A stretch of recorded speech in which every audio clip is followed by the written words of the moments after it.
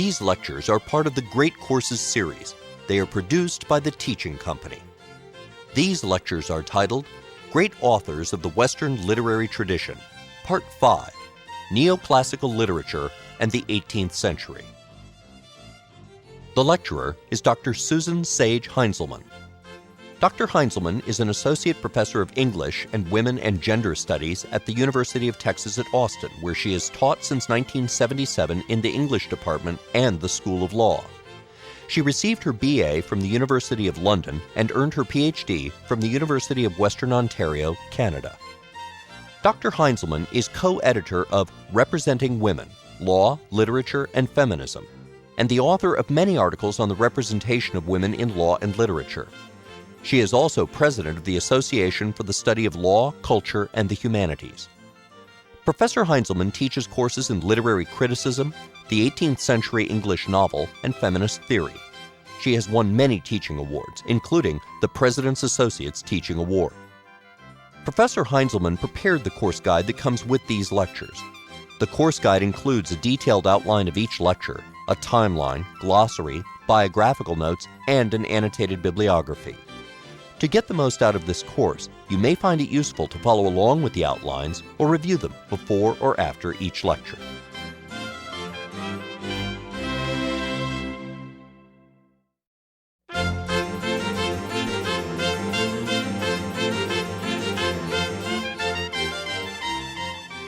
Lecture 49, Moliere.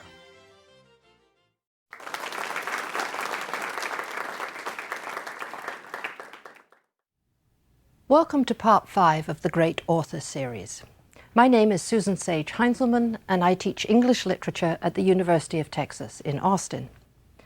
This segment of 12 lectures examines those authors whose work is representative of the major intellectual movements of neoclassical and 18th century culture, a period known variously as the Age of Reason or the Age of Enlightenment. We will also move into the opening years of the 19th century when we address the work of two Romantic writers, Blake and Goethe.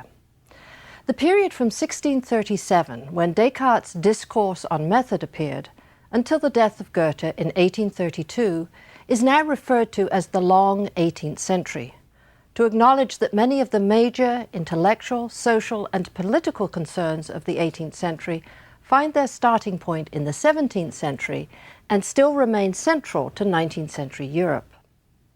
Almost 200 years separate these dates, and obviously 12 authors are insufficient to convey the complexity and variety of the literature produced during these two centuries. Moreover, our discussion of the literature of this period will inescapably involve the scientific, theological, and political debates of this period, given that those debates find their aesthetic expression in both the form and content of the literature. What I hope to achieve in these 12 lectures, however, is to provoke your curiosity about the particular author and his or her texts, so that you will seek out other works and other authors to enrich your understanding of this period. The terms that I will use repeatedly to define the dominant aesthetic and philosophical practices of this period are neoclassical, literally new classical, and romantic.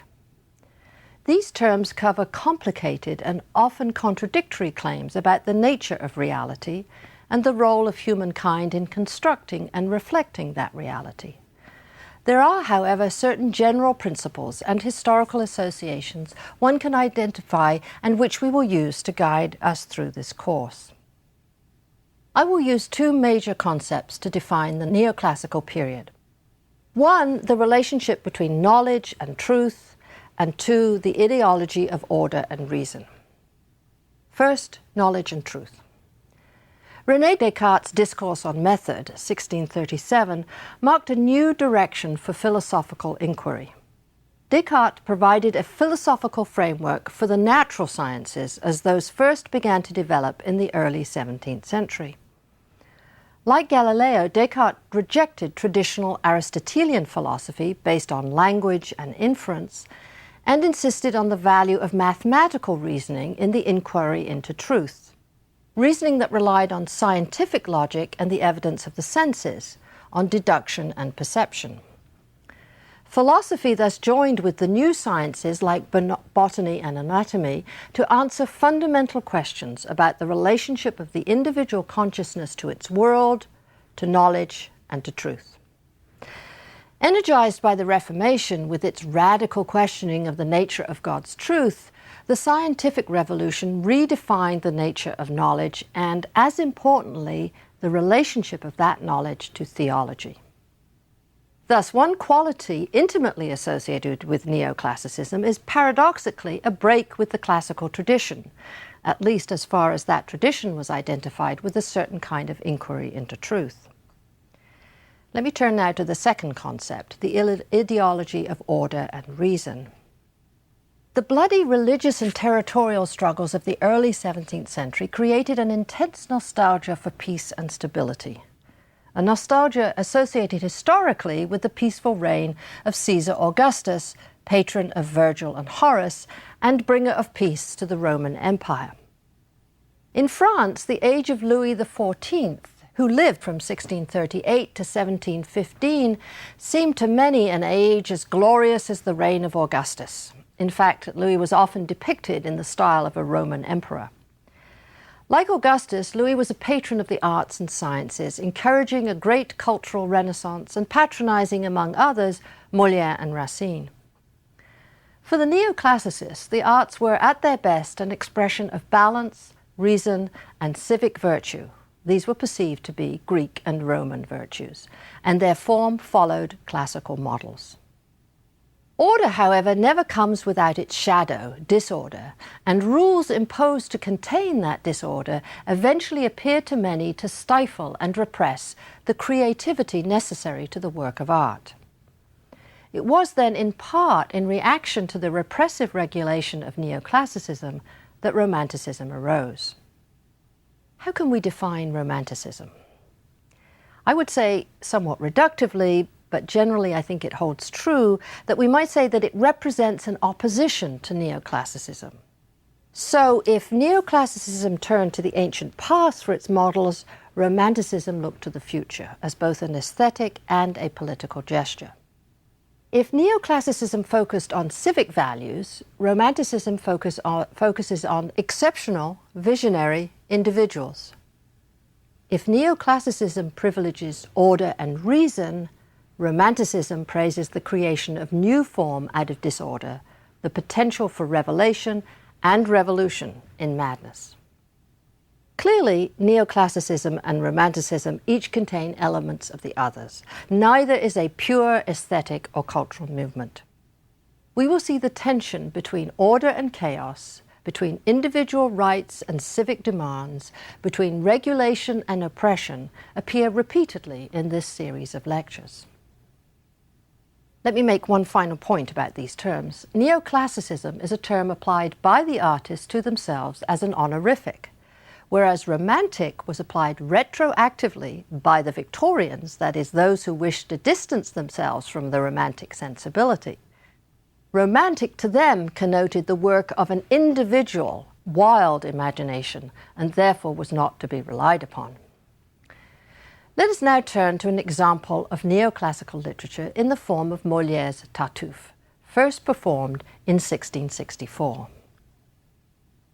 On the night of February 17, 1673, Jean-Baptiste Poquelin, better known as Moliere, staggered from the stage of the Palais Royal Theatre, where ironically he had just finished performing in his own play, Le Malade Imaginaire, The Imaginary Invalid, and returned to his home, where 4 hours later he died.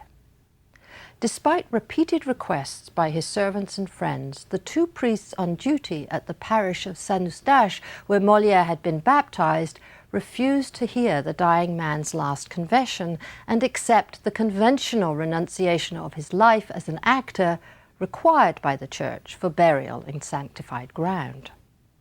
It took the intervention of Louis XIV to persuade the Archbishop of Paris to allow Moliere burial in holy ground, but only on condition, demanded the Archbishop, that there be no display, no music, no ceremony, and that the burial should occur at night with only 2 priests present.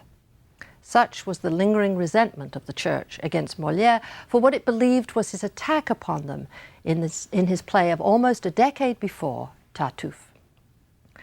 From invitations to perform before Louis XIV and breakfast with him, and there is a wonderfully detailed painting of this period of the king and the playwright at breakfast, with the courtiers standing behind a balustrade watching this performance. And indeed it is a performance, as everything associated with Louis XIV's reign was. From breakfast with the king to a secret burial at night, thus the fortunes of Moliere fluctuated, illustrating the instability, the triumphs and the failures that marked and mark life in the theatre. Even though his final 15 years in Paris had been successful, Moliere had paid his dues as a struggling actor and playwright. After a conventional education and an attempt at studying the law, Moliere changed his name, probably to protect his family, and left Paris with a troupe of half-amateur actors when he was 25 years old, and spent about 12 years touring the provinces, learning the art of theatre. During his travels, he encountered the Italian Commedia dell'arte troupes with their stock characters and situations, and they exercised considerable influence on his comedic methods. The audience loved the characters and their antics, much the way contemporary audiences love the Marx Brothers or sitcoms with their recognizably stereotyped characters. The plays were rich in sexual innuendo and physical comedy and satirized society's respectable values. The influence of the Commedia dell'arte was enhanced by Moliere's sharing a theatre in Paris with the Italian players, led by the celebrated Scaramouche. In his comedies, Moliere immensely refined the commedia themes and techniques, setting most of his plays in and around Paris, and using stock characters to satirize contemporary hypocrisies and pretensions. Moliere wrote over 30 plays, the most famous of which are his 5-act philosophical comedies, The Misanthrope, Tartuffe, The Imaginary Invalid, The Miser. These plays focus on general human nature rather than on its individual aspects. The characters are not fully rounded human beings, but embody a single vice: miserliness, hypochondria, religious hypocrisy, misanthropy. Let us now turn to the play Tartuffe. Tartuffe is a guest and virtual master of the house of his patron, Orgon. All in the house, except Orgon and his mother, Madame Pinel, see through Tartuffe's false claims to religious piety, but it takes the practical skills of Orgon's wife, Elmire, and her maid to discredit Tartuffe, and only the king's grace finally saves Orgon from ruin. We can organize the themes of the play around 3 concepts: order, reason, and the difference between, on the one hand, the real and the illusory. The philosophical basis for these 3 principles is most directly articulated by Orgon's brother-in-law, Cléante. Before we turn to these issues, let me point out one significant structural detail. Tartuffe does not enter the play until the 3rd act. Why? The play is, after all, named after him. One would expect him perhaps to be on stage from the very beginning. But the point is that the play is not about him, but about his vice, which is religious hypocrisy, false piety. And it's about the consequences to the family with whom he lives, and by extension to society at large. That is what the play is about. It's about the consequences rather than the individual character himself. Tartuffe's hypocrisy disrupts the necessary order and hierarchy of this society. It is an essential neoclassical principle to believe in the need for order at all levels of society, from the family through the nation to the world under God. Order is embodied in the patriarch, the father, the priest, the king, and God.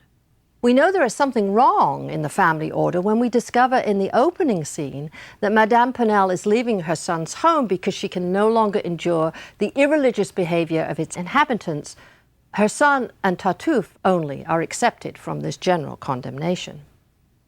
We see then that with the mother, who shares with her son the failure to distinguish between true piety and Tartuffe's hypocrisy, when the mother and her son and an outsider, Tartuffe, are allied against the rest of the family, there is really a strange disorder in the family structure. Matters will only be resolved when this disorder is corrected and harmony is restored to the family. Another side of disorder is the father's control of his daughter's marriage. Tartuffe has interfered in the forthcoming marriage of Orgon's daughter, Marianne, presenting himself as a suitor despite her betrothal to another. The plot thus involves more than the unmasking of Tartuffe. It must also conclude, as is proper in a comedy, with the happy union of the two lovers. Order is inextricably entwined with reason, and the consequences of the father's irrational behavior are evident when Orgon enters from a visit to the country, and we see that his intemperance verges on madness when he completely ignores the reports of his wife's illness and is concerned only with Tartuffe's well-being. There are two characters who stand out, however, as exemplars of reason, moderation, and the belief that no authority, whether religious or paternal, should be submitted to blindly. And they are Orgon's brother-in-law, Cléante, and the lady's maid, Dorine. In response to his brother-in-law's excessive praise of Tartuffe's holy nature, Cléante asks Orgon how he can miss the difference between true piety and hypocrisy. He says, "Is not a face quite different from a mask? Cannot sincerity and cunning art, reality and semblance be told apart?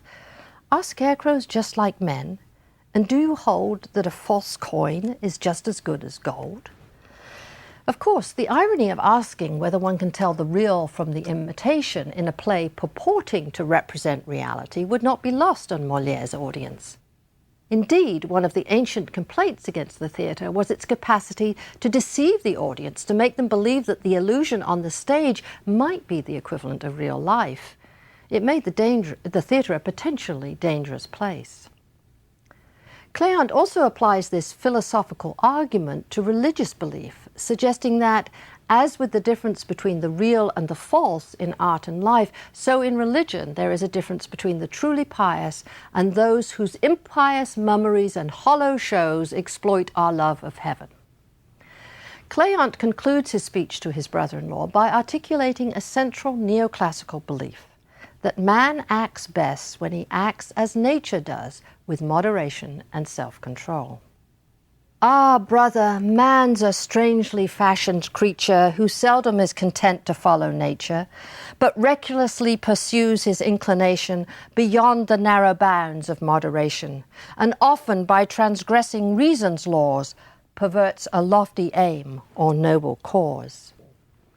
Transgressing reason's laws is precisely what Orgon does in demanding that his daughter Marianne marry Tartuffe. In a reasonable family, the father's patriarchal right to choose his daughter's husband mustn't be offset by any unreasonable demand that she marry someone she dislikes. Just as Cléante has interposed himself between Orgon and his folly in the first act, so here Dorine, Marianne's maid, challenges Orgon's tyrannical immoderation. Like Cléante, Dorine uses reasonable arguments to try to persuade Orgon to give up his plan, but nothing works. It will require a clear demonstration. Nothing short of physical demonstration of Tartuffe's hypocrisy will convince Orgon of the truth. The immoderation demonstrated by Orgon is also evident in his daughter Marianne, who is excessively passive towards her father, and in his son Damis, who responds with exaggerated male aggression. In their own way, both children fail to find the path of moderation and self-control that might free them from Tartuffe's power. We are now in Act 3, traditionally the climax of a 5-act play. And we still haven't seen Tartuffe, but we have seen sufficient evidence of the damage that he has inflicted upon the family.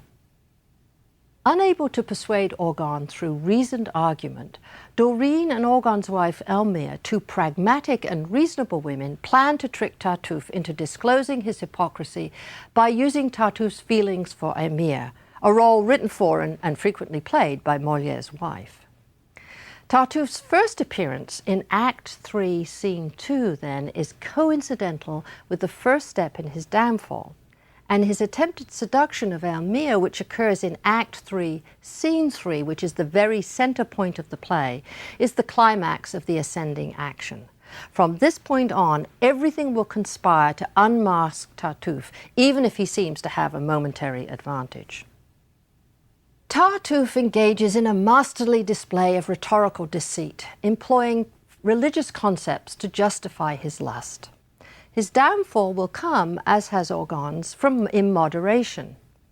Most ironically, he employs his pious reputation to convince Elmire that she need fear no exposure if she accedes to his desire. My keen concern for my good name ensures the absolute security of yours. In short, I offer you, dear Elmire, love without scandal, pleasure without fear.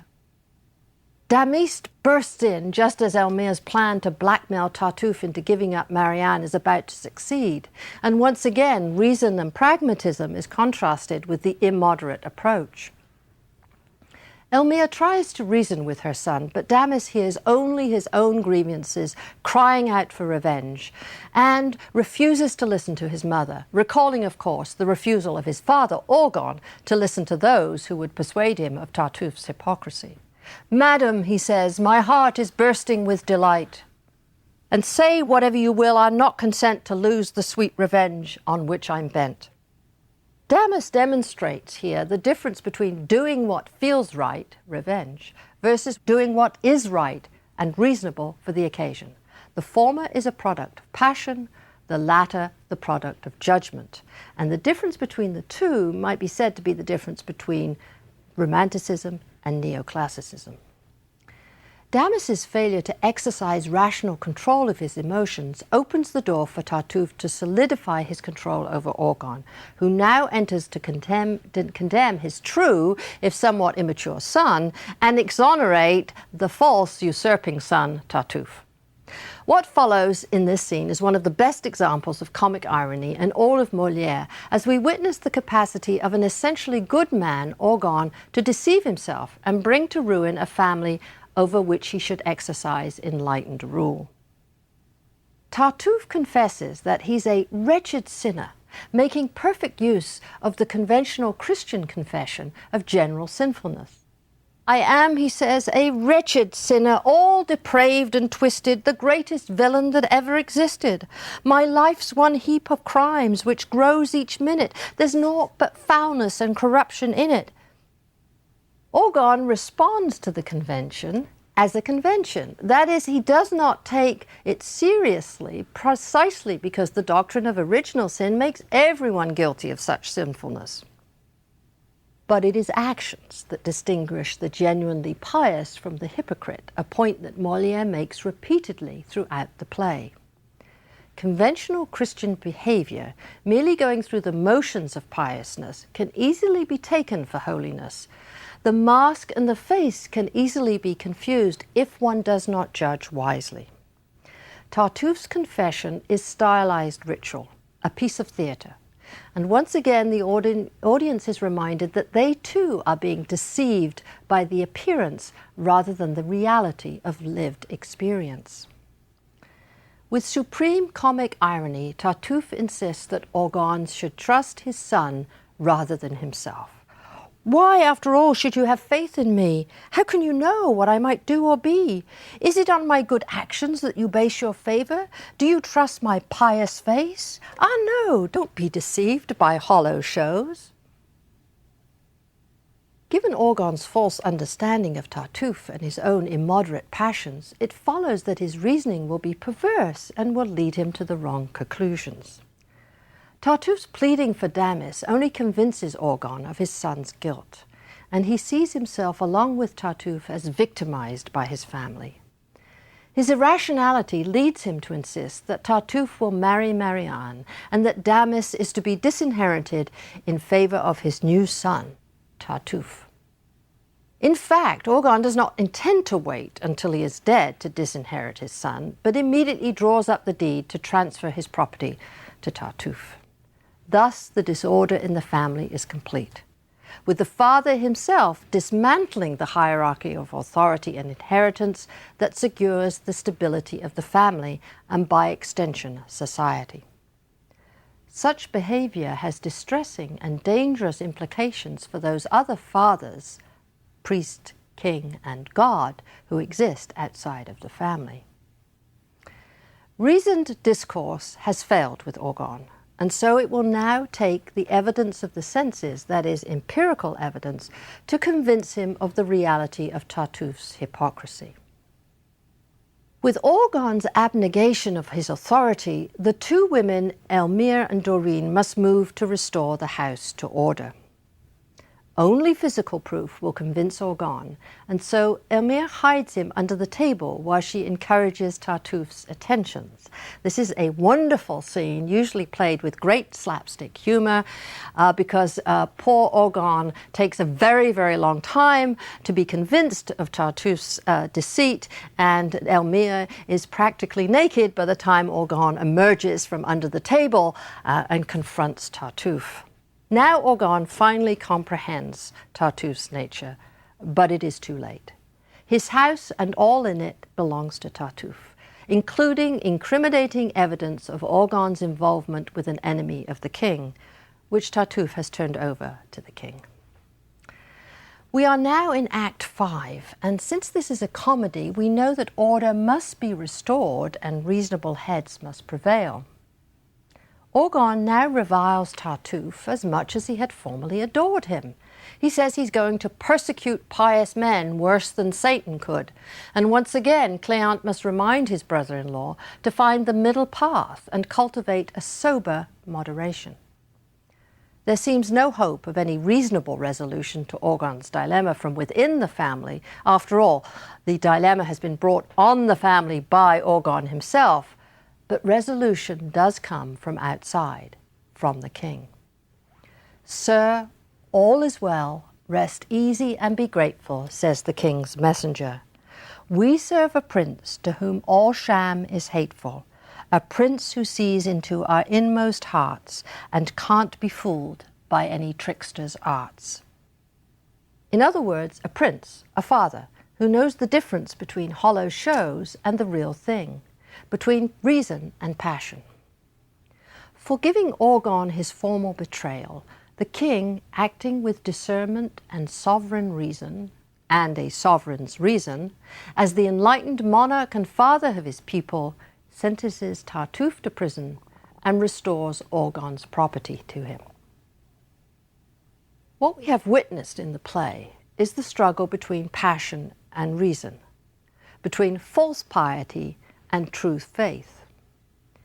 In his defense of Tartuffe, Moliere argued that the duty of comedy was to correct men by amusing them, and that he had, he believed, sufficiently distinguished the hypocrite from the truly devout man in his play.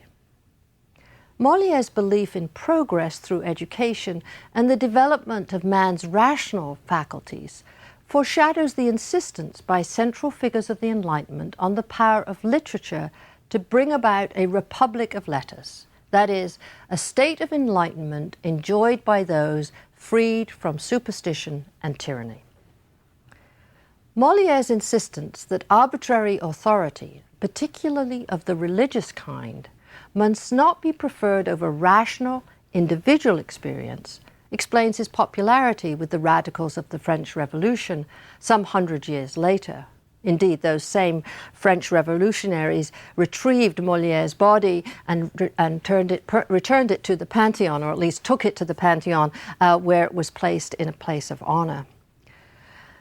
Moliere is not only forward-looking, however. His insistence that literature can teach recalls the classical argument best expressed by Horace that literature should be both utile et dulce, that is, it should instruct and delight. Thus, Moliere employs classical authority to satirize his own society, illustrating the balance achieved by many neoclassical and Enlightenment authors between traditional forms on the one hand and contemporary political and philosophical concerns on the other. In Tartuffe, Moliere explores the persistent struggle between passion and reason as exemplified in the character of Orgon. And he also explores the anxiety of his age about the nature of authority itself, both secular and religious. It is one of the great ironies of literary production that precisely the failure of reason and moderation that Moliere satirizes within the play was manifested by ecclesiastical authorities in the world outside the play. In other words, they seemed not able to see the difference between false piety and truth faith. Tartuffe made enemies everywhere, and 5 years passed before Moliere received permission from the court to produce his play again in public. But the resentment of the church lingered, as we have seen, until Moliere's death. Indeed, it might be said of those authorities, as Cléante says of false piety, that they cloak their spite in fair religion's name and crucify their foe in heaven's name. Words that ring as true today as they did 350 years ago.